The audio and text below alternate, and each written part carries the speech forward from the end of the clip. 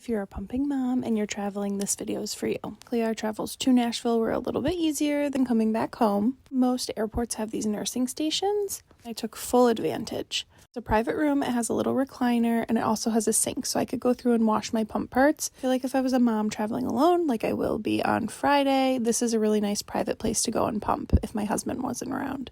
I did misjudge the amount of room I would need, and I probably could have done a little bit of a bigger cooler. But bringing all of your pump bags can be really helpful, and I went through and I just freezed my milk throughout the week. I was there Thursday to Monday. I actually brought my pump parts and my little cooler around Nashville with me.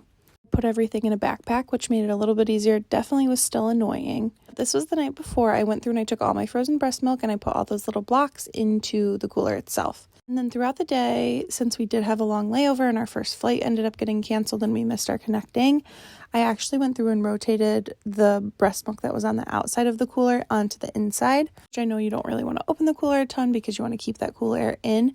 But your breast milk, if it starts to defrost at all and there's still any crystals in there, you can refreeze it.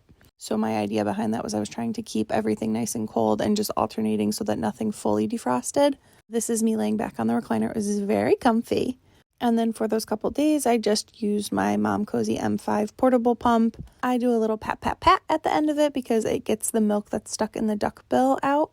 You can always get a couple more drops in there. And this works amazing for clogged ducts. I'm so happy that I brought it with me because one of my duck bills ended up having a little bit more of a slit in it, so the suction wasn't as great, and I definitely woke up with a clogged duct. I put that on the morning, I put some ice, and I also took ibuprofen to help decrease inflammation. And luckily my pump was able to get it out.